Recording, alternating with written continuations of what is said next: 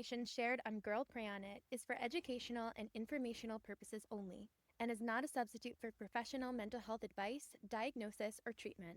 Although I am a licensed mental health counselor, I'm not your therapist. Unless, of course, you're one of my clients. In that case, I am your therapist, and I'll see you in our next session. Listening to this podcast does not create a therapeutic relationship between us. If you are experiencing emotional distress or a mental health crisis, please seek support from a licensed mental health provider in your area or contact a crisis line. Always pray on it, and also reach out when you need help.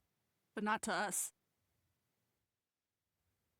Assalamu alaikum. Wa alaikum assalam. How are you doing? Good, alhamdulillah. Also a little sad. Yeah, why are you because sad? Today is our very last episode of season 1. Yeah, last episode. So it's exciting and Yeah. also a little sad because I've been having so much fun with you. I know.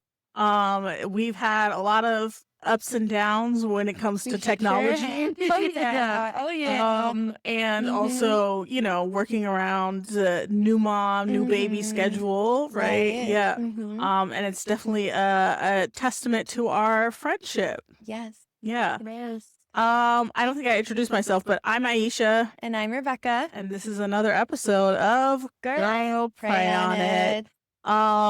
And today we're talking about friendship, right? Female friendship. I know, right? Best friends forever. Yes. Do you remember your first friend? Yes. Emily. Okay. From when I was 2 years old. Aww. And me and Emily are still friends. Wow, mashallah. Mashallah. We've been friends our entire lives. Wow. And I think that's like a super rare thing to be friends with someone for that long. And I don't really have too many other people in my life that really have stood the test of time. Yeah. But yeah, Emily was my first friend, like daycare when we were 2 years old. And to this day, we still are very close. Wow. That's great. I definitely want to hear more about how, when you reverted, how that impacted your relationship. Later in the podcast. We'll talk about it later. Sure. But my first friend, the one I can remember, is her name was Taja. And she's still alive. Yeah. But yeah, our parents knew each other before we were even born. Yeah. So like we knew each other pre-womb, right? Wow, I love that. And grew up together in Oakland, and her mom is from New York, my mom's from New York. And so I don't even know how they met, like, to be honest, but I just know that they had that in common. Sure. And are you still friends? Friends drift, right? Like, especially like because I went to a boarding school, and that's where like, a lot of my childhood friends, I kind of diverted because now I'm in a completely new place. I'm not even in the same city as like all of my childhood friends. So it was harder to keep in contact with friends from like elementary, middle, you know what I mean? Yeah. And then obviously with college, like everybody's doing their own thing, right? And so it's natural for like friends to kind of drift away, childhood friends, right? So yeah, I hope she's doing well. Maybe she's listening to this podcast. You never know. You never know. Right. I think that is way more common. Yeah. And we'll talk about it in our episode. But I think it's actually a lot more common for people to have friends throughout the various chapters of their lives. It can be hard to stay in touch with people when there are so many life transitions that we experience. Exactly. And so I think that's a lot more common than being friends with someone since you were 2. Yeah, I mean, it's great that you guys are friends. It like, is so great. Continue to be friends, Well, also part of the reason that we are such good friends, aside from just the fact that we love each other and we've both put in the work to stay friends, is that we're family friends. So like our parents are friends, our brothers are friends. Right, And I think that also makes it kind of easier because like everyone's invited to everything, So we've gone to each other's weddings or family functions. So that I think is as well part of the reason. Oh, yeah. That makes sense. Yeah. So tell me, do you feel like you found your sisterhood? I think that I have found many sisterhoods. Okay. And those sisterhoods have changed and evolved throughout time. And I think that when I was little and I was struggling with my friendships because Like, early adolescence is such, like, a delicate time, and I think it's really common that when you transition from elementary school to middle school and then middle school to high school, the friendship groups are changing, and so when I was young, I would confide in my mom, and I would say to her, "I'm, like, so sad, I'm not hanging out with so and so anymore, and I don't know who my friends are anymore." My mom would always say, "You are going to have different friends for the different seasons of your life." And different chapters of your life, there'll be different friends. And she's like, you're going to have friends when you're in middle school, and then you're going to have different friends when you're in high school, and then you're going to have different friends in college, and then grad school, and then early marriage, and then you're going to have mom friends. And boy, have I really found that she's been right. I think I've held on to a handful of friendships throughout the different seasons of my life, but also I've also had so many friends come and go throughout the different seasons of my life. Yeah. And so, have I found sisterhood? I absolutely have, but I've struggled to maintain sisterhood, and that sisterhood has changed and evolved a lot throughout my life. Do I feel like I have a strong sisterhood right now? I would say yes, a lot more than I did when I was young and things felt really tumultuous and like friendships were constantly changing. But I would say that the sisterhood that I have now is really different than the sisterhood that I had like in high school or even college, because the sisterhood that I have now comes with it a lot more maturity and understanding and support versus when you're younger and there's a little bit more of like a cattiness, or Yeah. there's a little bit more immaturity and like hurt feelings, I think, when you're younger. Yeah. Yeah. How 100%. about you? Yeah, I mean, I share those sentiments. Like, I think I've really struggled to hold on to like long-term friends from like I said earlier, from like childhood. Like Yeah. that has been almost non-existent, but I've done a lot of work to try and build a Muslim sisterhood, but it's been hard. Yeah, like I think when people are in different life stages than you, it's hard to like maintain those relationships Sure. when you don't feel like you have as much in common, or like your problems seem more trivial to their problems if they're in a different life stage, right? And so I think post COVID and during the genocide in Gaza, I think I've been a little bit more intentional about trying to build a Muslim sisterhood, especially because like all my Muslim friends are from the East Coast, right? The majority of my Muslim friends are from the East Coast, and I live on the West Coast. So, like, I felt like I needed to be more intentional about like who I'm hanging out with, right? And building like a support network that extends beyond family or like romantic relationships, right? And so I found that to be really important, and the desire for me to have more Muslim friends so that I myself could be influenced to be a better Muslima, and also to like have friends who share those values and those morals, and I don't have to hide away my Muslimness, right? So that's been really important for me in my now 30s, now that I'm in my early 30s, is to find that like tribe of Muslim friends who we're experiencing some of the same issues together, right? Yeah. And so, I mean, obviously, you're one of my best friends, right? My circle has always been really small, and I don't think that there's anything wrong with that, right? Sure. Like, I think if you have one or two people who are always in your corner and who you feel like you can always turn to, like that makes that much more of a difference. But it's also hard because you're a new mom and you live all the way on the other side of the country, right? Yeah. And I live in California, so there's only so much support that you can give, right? Yeah. In a realistic world. And obviously, like, alhamdulillah for you, but I also want to figure out like, okay, well, where else can I get my support from? You know what I mean? Where else can I build that community with? So Right. that's where my sisterhood is right now. Sisterhood check-in is, Yeah, yeah. absolutely. I think I relate a lot to the sentiment that you shared about having a small, close, like few people. And I think that's been my entire life. Regardless of what setting I've been in, I've always felt drawn to just like one or two couple of people and then have maybe a larger peripheral network of friends. Like acquaintances, people that like yeah. you can hang out with, have a good time, but they're not like the people that you would go to with like a real like issue. Exactly. So I think like that's kind of always been true for me, and I feel like that really is true for me now as well.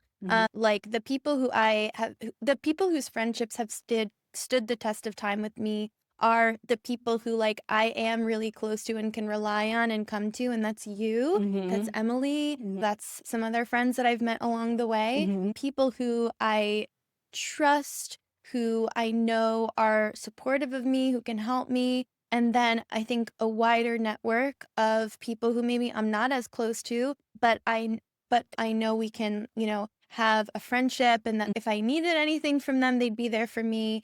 But like maybe we're not at that level that you and I are. We've known each other for over 10 years now. And that is a unique relationship. I relate to that, and I also want to emphasize to our listeners that that is totally normal. And I think when you're young, there's like a lot of pressure to feel like you need to have more and more and more and more friends. And I think there's like so much peer pressure. We're comparing ourselves to others, and we're like craving this like large friend group. And I've heard that expressed by a lot of people that I work with in my mental health care setting, that people want this huge group of friends. And I feel like that'd be so tiring. Like I'd be so tired having to go to this, that, and like I hear about people who who are like, oh yeah, I'm a part of 5 weddings this summer, and I'm like, why? They're like, because I have a lot of friends. I'm like, okay, but why? I've become one of those people. A million events, but no, but I mean they're in weddings. They're like bridesmaids in weddings. That's a lot. That's a lot. No, I think that it's way, way, way more common, actually, to have 1 or 2 or 3 close friends. And all of us are going to know people on the periphery and have maybe occasional friends that we see. But having 1, 2, or 3 close friends who you can really count on and rely on and come to, I think that is more common, I will say. And so I just want to emphasize, when it comes to friendships, it's way more about the quality than it is about the quantity. And I want to stress that because it's a lesson that I've learned throughout my life. It doesn't matter how many friends that you have. If they are not quality friends, if they're not trustworthy, if they're not supportive, if they're not ride or die, it doesn't matter how many there are of them. Like the most important thing is just having quality friends who love you unconditionally, who support you, who are trustworthy, and who lift you up and who make you feel like a better person. So it's not about the number, baby. It's about who's there for you at the end of the day. 100%, 100%. And so I'm wanting to kind of talk a little bit about what has been your experience specifically in the Muslim community when trying to make friends. And you as like, when you were a new Muslim, right? What was that process like? How was that for you?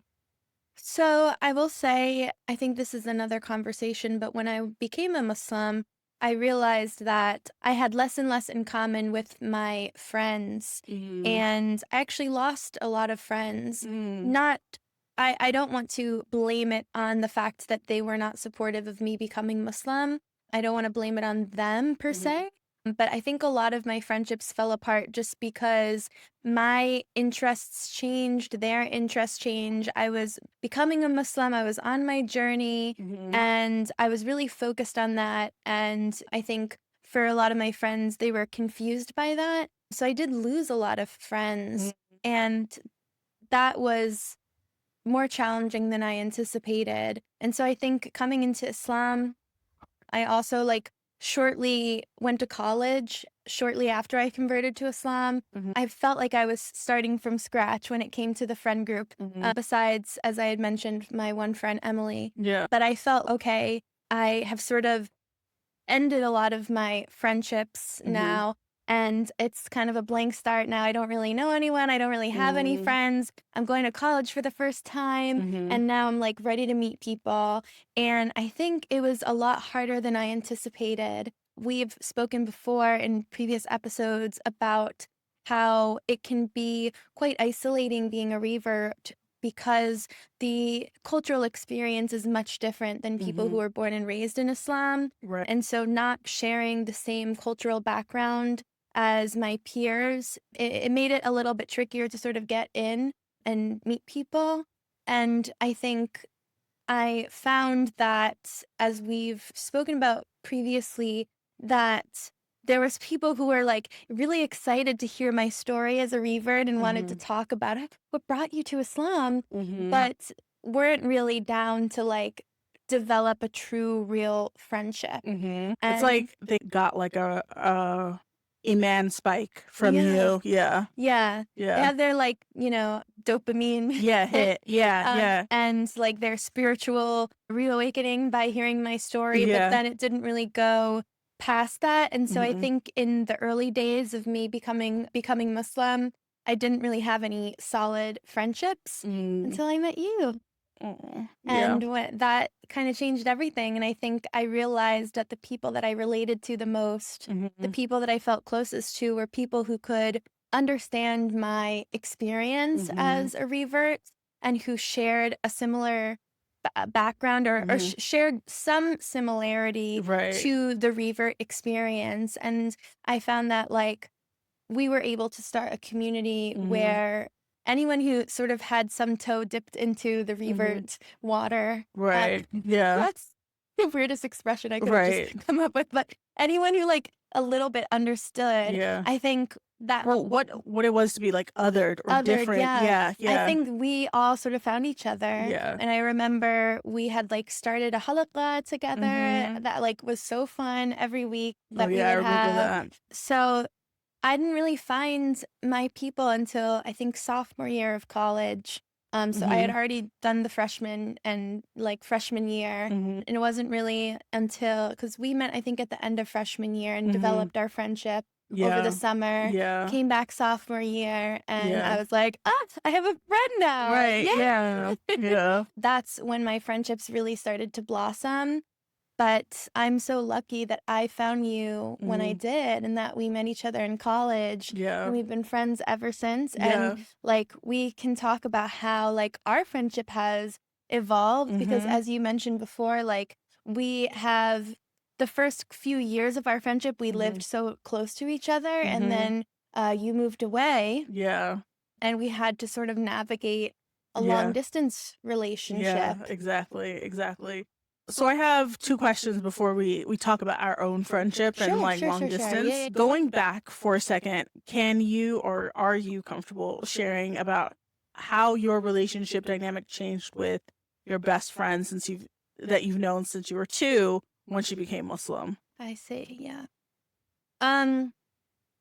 I think I feel so strongly connected to her because she stayed my friend.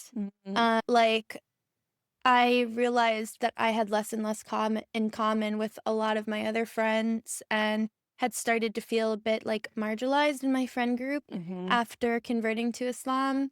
But she just treated me like the same. Like it almost felt like nothing changed.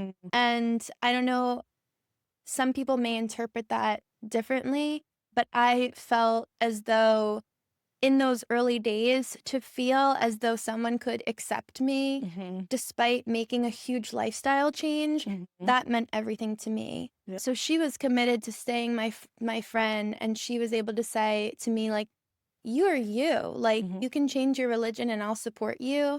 Like I see that just even though you have changed your whole life, you're still my best friend. You're still my Rebecca. You still are all of the same things that you were before.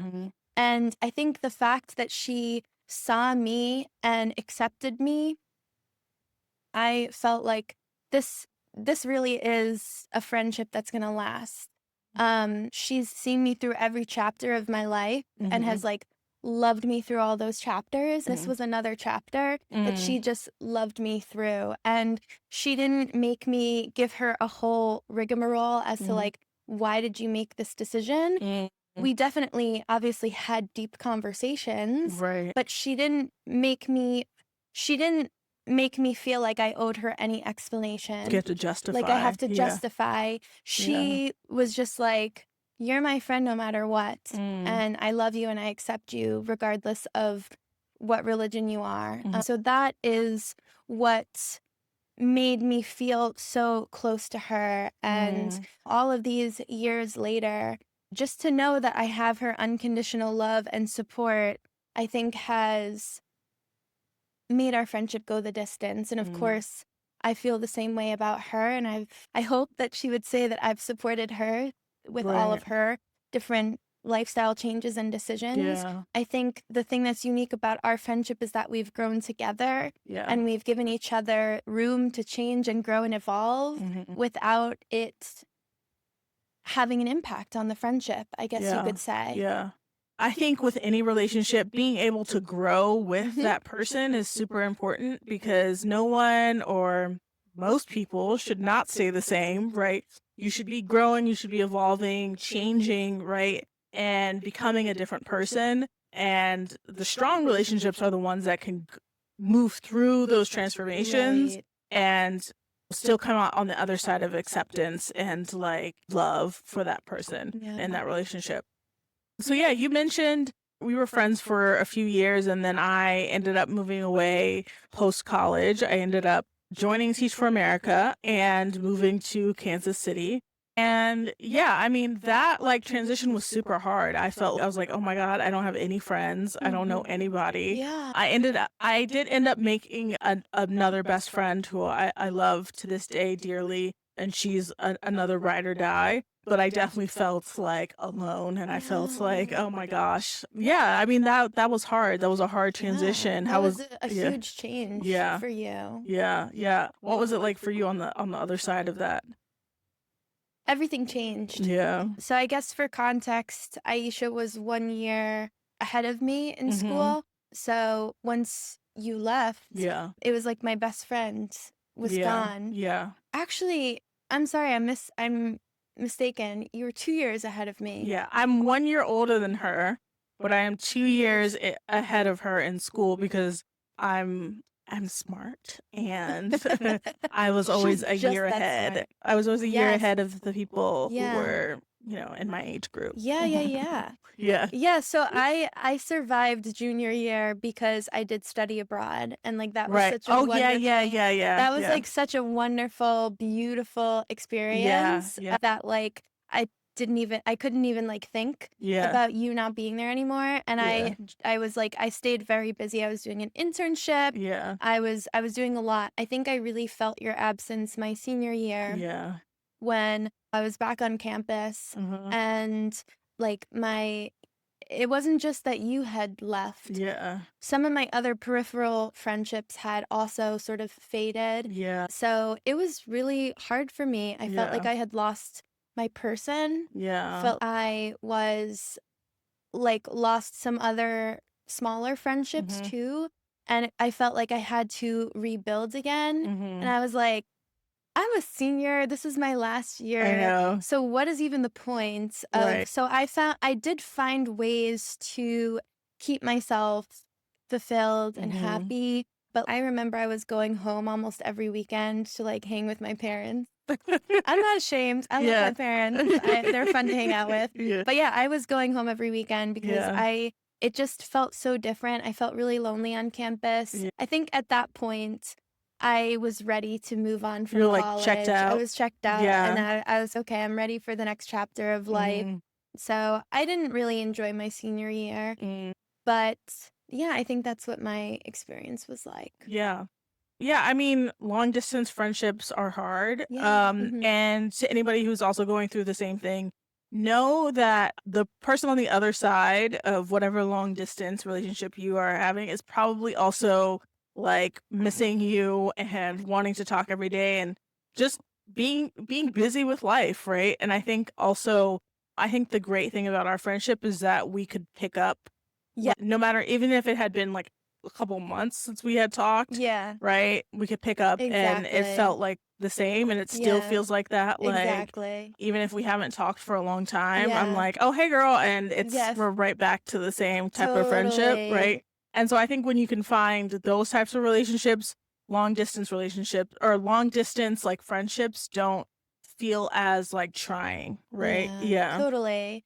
Yeah, I think it's hard. And as you mentioned, I think a lot of times sort of out of sight, out of mind. When someone is Yeah. I'm not seeing them often. Yeah. Often I forget to check in. Right. And so I appreciate that you are also understanding of that. Yeah. And so when we talk, and it's like no time had passed and it's always good feelings and positive vibes. And then when we don't talk, there's an understanding that we're Yeah. both busy living our lives and there's Yeah. no pressure. Yeah. And I think that also makes a huge difference when you are friends with someone long distance who understands that life gets busy. We can't always stay in constant contact with each other. Yeah. Things are happening and there's no hard feelings about it. It's just when there's time, we'll talk and we'll talk when we talk. And then when we Right. talk, it picks up like nothing Yeah. ever happened. Yeah. It's just like that is the most magical, beautiful recipe for a friendship because there's Yeah. this love and understanding Yeah. and there's not pressure. Right.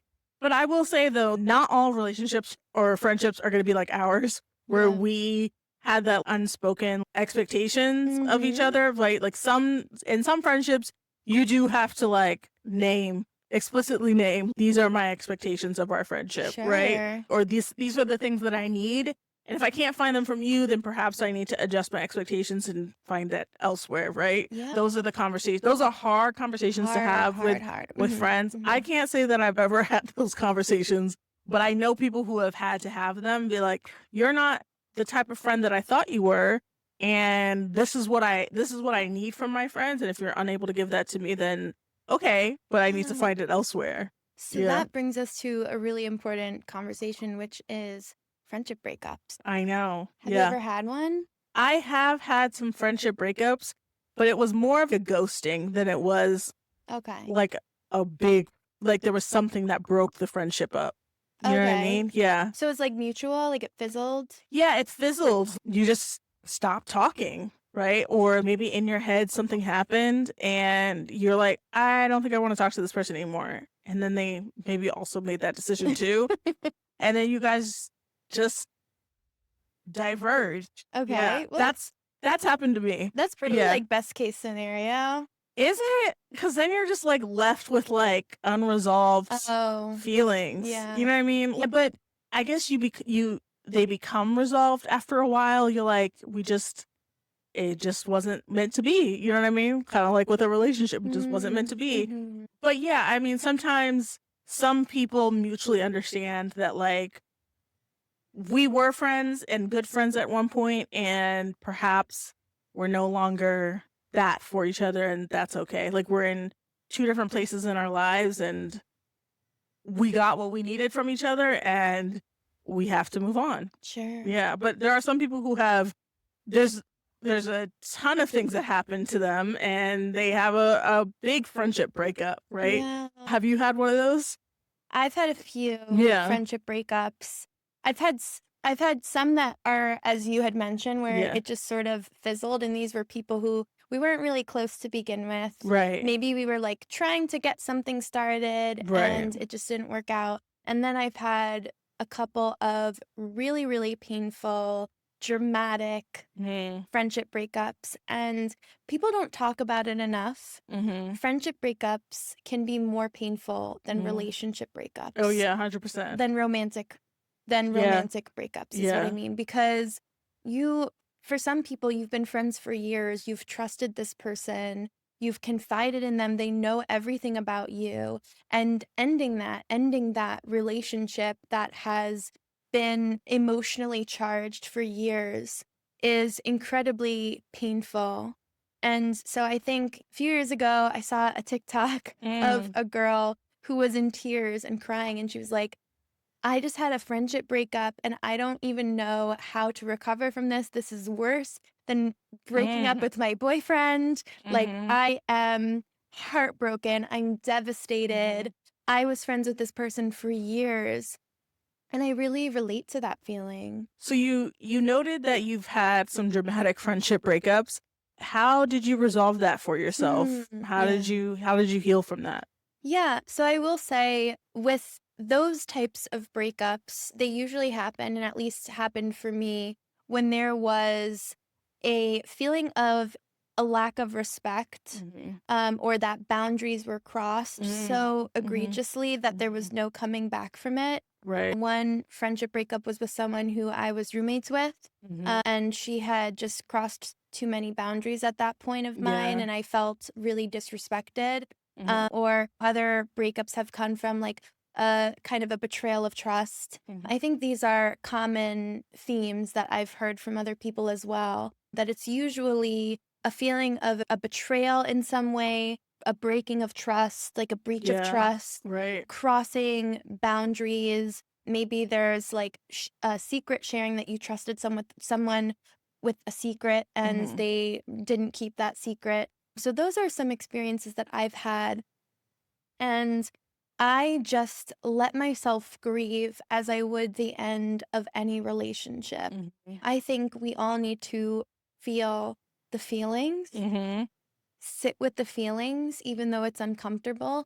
Sit with those feelings. Like, this really is a grief. Anytime you lose someone for any reason, that is a grief. And obviously, it may look different or the circumstances might be different, but there is a grief in losing someone regardless of the context. So I would let myself grieve that relationship, journal about it, Yeah. sit with the feelings, cry about it. Right. Because like that grief is so real. This is a person who maybe you've had years long relationship with and now it's over. You're not going to be seeing this person anymore. It's hard. It's a really, really hard transition to make. Yeah. That we've gone from hanging out together and seeing each other to now not doing that anymore. Right. Yeah. So really allowing yourself to feel whatever feelings come up and sit with those feelings. And as with anything else, time makes it easier. Yeah. It gets easier after a while, but that doesn't mean that you won't still feel sad from time to time or think of that person and feel sad. So I think allow yourself to grieve and go through the stages of grief and sit with the grief. Grief is not linear. So some days it's easier and some days it's harder. But I think no matter what the context, it's still the loss of another person in your life. So I think I would allow myself to really grieve that relationship and know that it's okay if things change in the future. Yeah, definitely. And I would say allow yourself to grieve and be open to meeting and having other new friendships, right? I think I said before and on previous podcasts, after the pandemic and specifically like during the genocide of Palestine, I recognize the importance of community so much and my desire to want to have more Muslim sisters as friends. And so I put myself out there. I joined a Muslim women's book club. I joined a Muslim game night. I added myself to a bunch of Facebook groups and WhatsApp groups so I could know things that are going on, so I could try and put myself out there.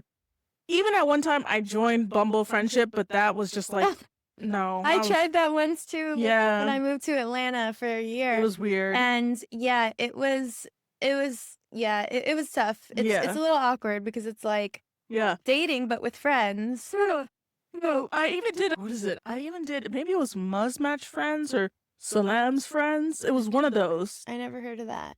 It's the friends side of the dating app. Yeah. It was one of those. I can't remember which one, to try and meet other Muslim friends, but that also fizzled. And I found the best and most authentic and natural way to be to join different activities that were going on and events and find people that way. So if you have those in your area, I highly suggest joining them because you might be able to find friends that you would have never otherwise been able to meet elsewhere. Yeah. I mean, it's a whole other episode to talk about how we can't meet people at the masjid anymore. Oh But God, yeah. No, I mean, like, really, when we think about masjid culture, like, it can be really cliquey. It can be yeah, really, really cliquey, and like, you don't feel like, or it's just a bunch of old heads, like, or it's like 13-year-old, and it's like, I mean, yeah, you can talk to like, a 60, yeah, 70-year-old, yeah. and you could give advice to a 13-year-old, but are either of those people going to be your friends? Yeah. No. So Yeah. that's the problem that I've run into Yeah. is oftentimes it is older people Mhm. who are at the masjid, older women or children Yeah. of those women. Yeah, exactly. And there's like sort of a gap, Yeah. where we're missing sort of the 18 to maybe 35, 40 Mhm. year like age demographic. Yeah, yeah, So it's definitely. it can be really hard to meet people at the masjid and like pretty unlikely to meet people if you are between the ages of like 18 and 40. I Yeah. think it's hard to meet people at the masjid. Mhm. I would suggest that, but I think that can be a tough one. But I guess see what kind of programming exists at the local masjid. Yeah. And as you had mentioned, WhatsApp groups, Facebook groups of the Muslims in your area. I think, we're lucky that we both live in big cities. It's a lot harder in the smaller cities, Yeah, the smaller definitely. towns, the suburbs to sort of meet people. But I think when you're struggling to find the in-person community, which I do think is important, but if it's just not happening, I think having an online community is really important too as sort of Yeah. a secondary piece as Yeah, well. 100%. Like TikTok, oh my gosh, so many different communities there. But I also know people who have like taken their friendships offline Yeah. and into the real world, and from TikTok, right? Yeah. And that's been really great for them as well. Yeah. So I encourage that if you can do it safely. Of course. Yeah. Yeah. Yeah. Anything else to add? I feel like we've had a kind of fruitful conversation. I think so. Yeah. Okay. I think we touched upon a lot of stuff. Yeah, definitely. And this won't be the last time we talk about friendships. No. Yeah.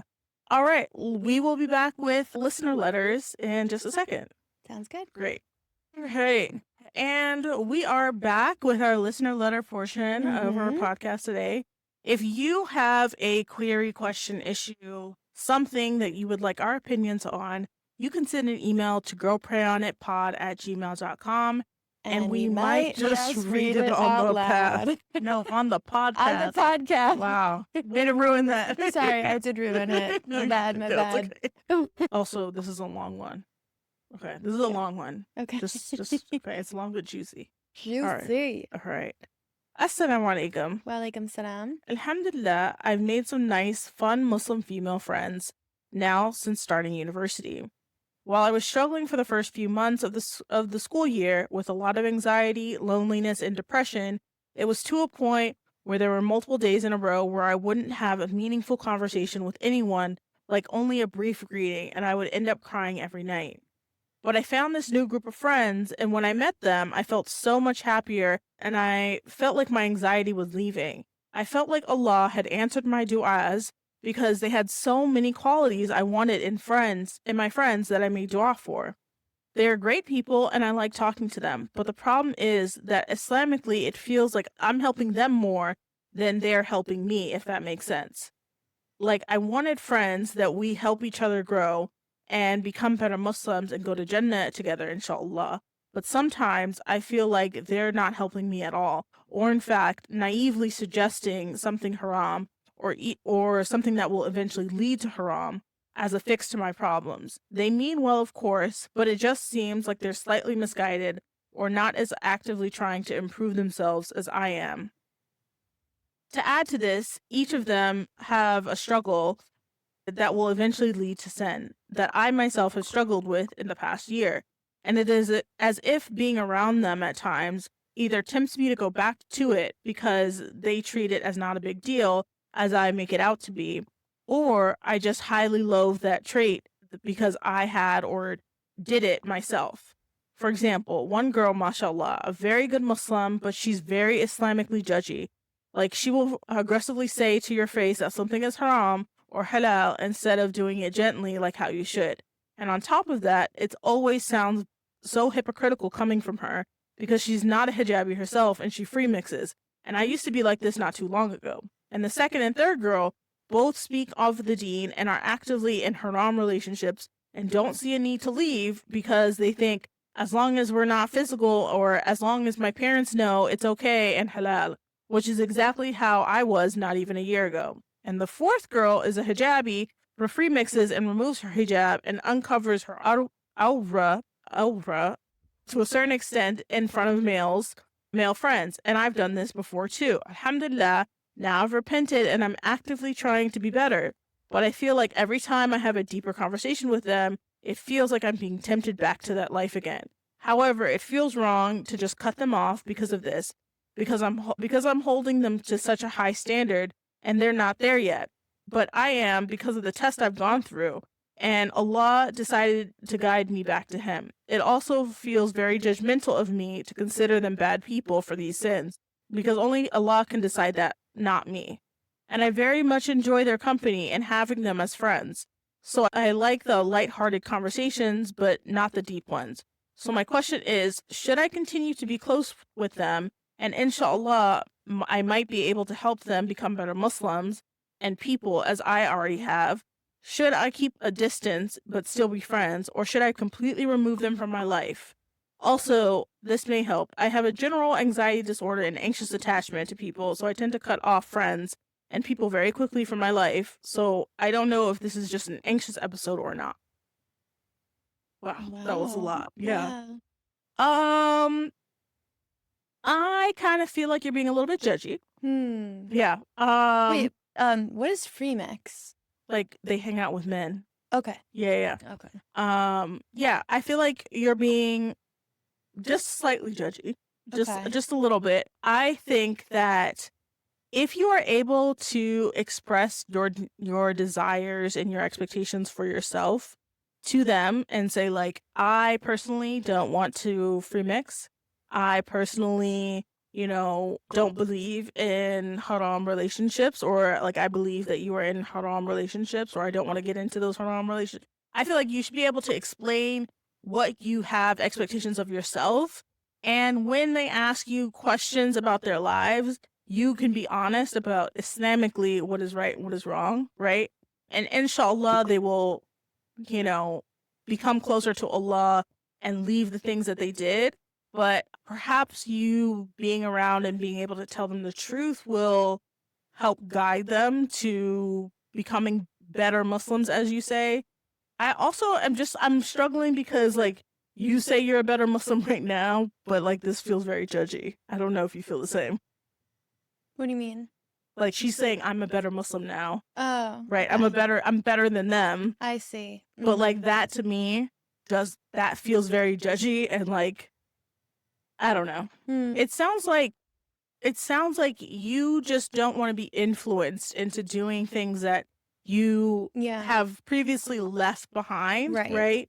Because these girls are doing those things, right? And to that, I would say you should work on your relationship with Allah first and foremost, right? And continue to make dua that Allah keeps you away from these sins and things like that. Like I said earlier, I believe that you should be able to clearly express what your expectations are for yourself, right? And be like, I don't want to be in any free mix situations. I don't want to date anyone that, is not expressly for the purpose of marriage.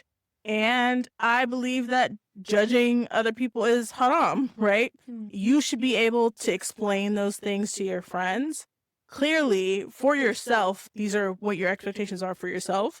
And then see what their responses are, right? And if they ask you about, oh, what do you think about my relationship? You can be honest and be like, well, your relationship is haram. And I don't believe that you should be in it. Or you guys should move forward and get engaged and get married, right? And like to the other one, right, who said I think it was the fourth one, the girl who sometimes wear hijab and sometimes she doesn't. Sometimes she free mixes and and she has like friends. You can be honest about how you feel about that for yourself, right? And inshallah that guides those girls to betterment, right? but I don't think you should cut them off because they're not where you are, right? I don't know. The vibe, if it's feeling very judgy to me. What are you thinking? I think I understand. Mhm. I understand where she's coming from Mhm. in terms of she's worried about being influenced by that and Mhm. maybe influenced by some peer pressure. Right. So I understand where that is coming from. And I Mhm. also understand what you're saying in terms of maybe her being quite particular about these friends. Mhm. In your letter, you mentioned that in the past you've been quick to cut off relationships. I think that it's worth sitting with that and reflecting on that and exploring what is it right now that is making you lean toward leaving these relationships behind? Mhm. And is it that there's a feeling that's coming up? If I could just repeat back to you what you have shared with us, Mhm. which is that you have a tendency of cutting off relationships Mhm. because of anxiety, that you prayed for amazing friends and you ended up meeting people who make you feel good, who bring you Mhm. happiness. Your anxiety has faded. So I think those are things to keep in mind. It sounds to me like these friendships have actually been really beneficial to you and Mhm. have been really meaningful for you. And I think Mhm. it's worth exploring these elements that you've mentioned of all of a sudden sort of feeling this desire to cut off those relationships as you've done in the past. Mhm. Is there something deeper that's coming up for you rather than just maybe the surface level of feeling like they're not religious enough Mhm. for you? You mentioned anxious attachment. Is there some fear of abandonment Mhm. that's coming up for you or being triggered? I'm just wondering if you can examine these feelings and see if there's more that's coming up beyond this sort of feeling as though they're not religious enough to be your friends. Back to sort of the point that you had made about there being some judgment coming up, I wonder if there's room to continue having a friendship with them while setting boundaries, as Mhm. you had mentioned before. Right. If there is room to say, I really want to hang out with you all, but I'd love to do it in just with just us in a setting where it's just us gals hanging Mhm. out. I personally am not comfortable with interacting Mhm. with men, and I would love if we just did a girls hangout. Mhm. Finding ways to be in situations where you feel comfortable, and I think that that is a way of continuing to preserve these relationships while also setting boundaries around what you're comfortable with. Mhm. Saying to them that you're most comfortable hanging out in a girls only setting. Mhm. And you don't have to tell them that you don't agree with their choices. I think that just by setting these boundaries and Right. just by you making those boundaries, they're already getting the message. Right. They're Yeah. already getting the message that you are this is your boundary and you're encouraging them to take up the same sort of practices that Mhm. you are. So I think that things don't always need to be said so explicitly. Mhm. We can set boundaries through our actions. We can guide people through our actions. And one action that you can do is setting this boundary around, I want to hang out and just have like a girls' night. Why don't you Mhm. guys come over? We'll just like hang out with just us girls. These are ways of like kind of encouraging them Yeah. to follow similar practices as you. And if you're not comfortable hanging out with men, if that's your preference, then you don't need to hang out with them while they're hanging out with men. Yeah. And I would say also like encourage them like to I would invite them to like halakas or different Islamic events that are ongoing if that's something that you're wanting to see for the betterment and for the sake of your friendship and you're doing this for the sake of Allah. I also want to just say that like right now you're 19 in university. You still have a lot more life to live and a lot more experience to gain. And alhamdulillah, you are in a great place Islamically and you're on your deen and you're practicing.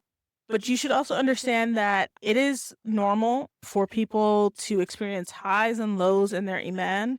And as a result of that, what may look like being less religious to one person might be all that that person can do on the flip side, right? So what might look like, oh, she's removing her hijab sometimes, perhaps that's all she has the capacity to do, right?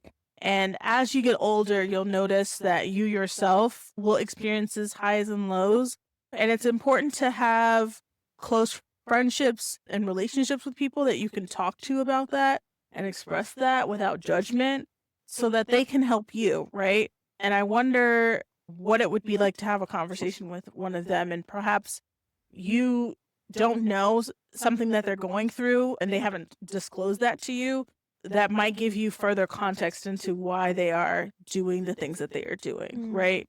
So I want to encourage you and invite you to extend a bit more empathy to your friends, not excusing the haram things that they're doing, right? But just extending a little bit more grace to them, because perhaps they're going through something that you are unaware of, and that is normal for all of us. Yeah. And it would be so disappointing. It would be so sad to lose potential really good friends that you can hold on to throughout the rest of your life because of a perceived lack of religiousness, right? Totally. Because you don't want to be impacted. I think if you are all striving in the way of Allah, inshallah, Allah like strengthens all of you together as a group to become more religious, to become stronger in your faith, right? But, you know, just something to think about. Sure.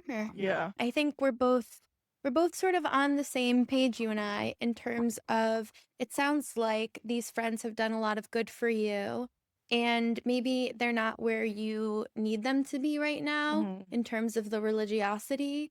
But, you know, that doesn't mean that you can't still be friends. Yeah. And that everyone is kind of on their own journey, and you can encourage them and support them without cutting them out of your life entirely, because they've been good friends to you, it sounds like, and they've brought you they've done a lot of great for your mental health. So and give them some time. Like perhaps they themselves have been struggling. Like one of the girls is a free mixer, right? Perhaps they themselves have been struggling internally about this, and they are ready to make that decision. You never know.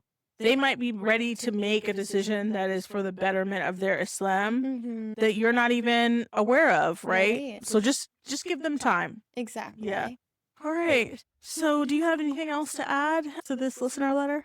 No, I think we got all of it. Good luck to this listener. Yeah, definitely. And just know that friendships come, friendships go. I think that the most meaningful friendships are ones that last a long time and are enduring, and that we, as you mentioned, give each other grace and hold space for one another to grow and evolve, as we had talked about earlier. Good luck to our listener, and maybe we'll get an update. Yeah, maybe, inshallah. All right, we'll be right back. So now is the time in the podcast where I, Aisha, look at the camera and I rant about something that is bothering me that day, that week, that month, whatever. And since we're on the topic of friendships, I have an issue with cliques. I have an issue with all types of cliques, but specifically the cliques in the masjid that make people feel like they don't belong. Because who do you think you are to, like, just, first of all, why are you judging me? Why are you looking me up and down? Okay, you act like you ain't never seen a black person before. Why are you, like, I say assalamu alaikum, and you just, like, look at me and you're like, right, you don't know how to give the salams back? Like, what's going on? I have an issue with that, right? That's something that really just grinds my gears, and it makes people feel like they don't belong in the masjid, and it makes them feel like they shouldn't, like, go up and be friendly to other people, right? And I feel like that toxic masjid culture ends up working its way into, like, the MSA, right? So I felt like our time in the MSA, it was very cliquey. Yeah. And it was very clear that unless you were already a part of the in crowd, you couldn't get into the in crowd. Exactly. Yeah. And I felt like that was a barrier to entry for making friends. And I just have to put my little PSA out there and say, like, some of you women think that you're way more welcoming than you really are, and you're not. And if someone gives the salams to you, you have to give it back to them. And, like, watch your facial expressions. Watch how you, like, if you know you have an RBF, plaster a smile on that freaking face, okay? And, like, you might think my outfit is cute, but you looking me up and down like that makes me think that you're trying to size me up. Saying, wow, mashallah, your outfit looks banging, okay? Say words. Banging? Banging. Banging. Like, your outfit looks great, right? Okay. Yeah, right? Like, I am not a mind reader, right? And you guys might be looking at me or some other girl and be like, oh, wow, she looks great. She looks so pretty, da da da da. But on the outside, you guys just look like you're mean mugging. The group of 5 girls is mean mugging one girl who just walked in, okay? And I'm going to assume the best of intentions of my sisters in Islam and assume that you guys do not know what you look like when you're over there mean mugging other people who are coming into the masjid. But that's what you're doing, okay? And it's very, very intimidating, especially for new Muslims, people who are, this is their first time in the masjid. They don't know anybody. They're like, okay, I want to be Muslim. Let me go find some Muslims to be friends with. And then they come in and all of a sudden it's just like, it's like record scratch. Everybody like looks at you and they're like, yeah, exactly. They're like, and you are? Right. Instead of like, wow, Sarika Sims, you're so cute. Wow, love that dress. Where'd you get it? Like, come sit with us, right? Yeah. There's not that culture and I don't know why there isn't, right? Like, imagine you just showed up on your first day of school, right? It's intimidating for everybody. And I don't know what we have to do to fix it, but good Lord, do we need to. Yeah. You know, in New York as well, like, it's just a New York cultural thing that people just keep to themselves. They don't talk. Right. So I feel like that kind of comes into the masjid as well. Yeah. Like, in these masjids in New York, it's really, everyone's kind of just like keeps to themselves, does their own thing. They're like quiet. They're already with their groups of people. Like, I think that is probably a cultural thing. But yeah, so I agree with you. I've heard that a lot of MSAs and other Muslim youth groups across the country are quite cliquey. I've heard that from like a lot of people. So I don't think it was specific to like our university and like our MSA. I do think that there is like kind of an issue with this. Like you said, we don't realize like how unwelcoming and like cliquey a lot of us can be. Saying us because I don't know, maybe there's been times in the past where I've unintentionally been cliquey as well. Like in college, maybe I was so kind of glued onto you that like I was not as open or welcoming to people who are trying to come into our group, which I don't know if that's true, but I'm just including myself because I think we should all hold ourselves accountable too. And this is a reminder to ourselves as well that like we do, you know, we do need to be more welcoming. This seems to be a problem like across the board in all different like Muslim groups throughout the country. So when I was living in New Hampshire, because there was such a small Muslim population, no one could really be cliquey, right? It was like, we're all just trying to survive out here being like, you know, New Hampshire is like 90% white. And so like there was not that many Muslims. So like it was kind of a tight-knit community where I was living. And then in Kansas City, it was like, it was okay. It wasn't like cliquey, but they were welcoming, right? Yeah. And then in California, growing up, I know people and I grew up there. So like, for me, it's different. I don't know if it's cliquey or if I just know a lot of people. You know what I mean? But I'll definitely say that like my experience in other places has been super cliquey. And I'm like, oh, I wanted to make some friends, but I don't know now. I don't know. Yeah. So let's let this be a PSA to all the Muslim girls out there. Be open. Even the way that you like it, when you're in the masjid and you're all sitting in a little circle and it just doesn't look like it's opening or inviting to other people, like, position your body outward. Invite people in. If you see someone like sitting over there by themselves, invite them to come to your group. I don't know. Just open up the lines of communication. Be more welcoming. And remember that like hospitality and friendliness and just being kind is a part of our religion, and being nasty and exclusionary is not a part of our religion. Yeah. Totally. Anything else to add? Well, I think, I think some people might express that they're shy, which, like, I get it because I can be shy too around new Right. people. Just remember that, like, we're all shy and we're Right. all, like, scared sometimes to, Yeah, like, exactly. reach out. But then once you've made those new connections, Yeah. it's, like, so wonderful to have new friends and new connections. So we all have to, like, push ourselves a little bit more outside of our comfort zone. Yeah, 100%. And I would also say that in the masjid, we need more like young professional groups, like Yeah. ages 20 to like 40. Yes, Like I think we need Yeah. more opportunities for like Yeah. people in our age group to meet. Yes. That is not based on like, getting married or like having kids, right? Just like this is the age group. You want to come and meet people, Yeah. who are like you. Yeah. Oh, I was Yeah. gonna say I still have not found like a mommy and me group. I Really? want that from the masjid. Yeah, I want Really? my local masjid to have like a mommy and me group. Like Okay. I think that would be pretty cool. Nice. Well, something to give the Muslim community something to think about. Yeah. For sure. Yeah. We want our kids growing up in the masjid. We want them to have positive associations with the Yeah, masjid. exactly. We want them to have friends at the masjid. Yeah. And it starts with infancy. Yeah, So- it really does. It really Yeah. does. All right, I think that's it for our very last episode of this season. Oh, Yeah, gonna miss this. I know. I'm going to miss this, but you can catch us on Instagram, on TikTok, Yeah. anywhere where you get your podcasts, and on YouTube, inshallah. Inshallah. And we are active on all socials. And inshallah, if all goes well, you'll catch us in season 2. Yeah, inshallah. All right. And if there are any companies who want to, reach out to us for any brand deals or whatever, We're open for business. Yeah, we're open for business. Exactly. All right.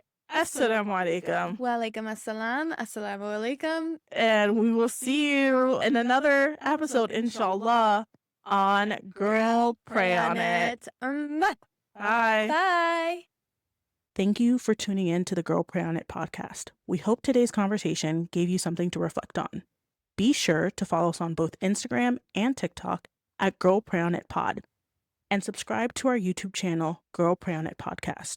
And don't forget to subscribe to Spotify, Apple Podcasts, and wherever you listen, so you'll always be up to date with our newest episodes. Stay connected, stay encouraged, and as always, Girl Pray on It.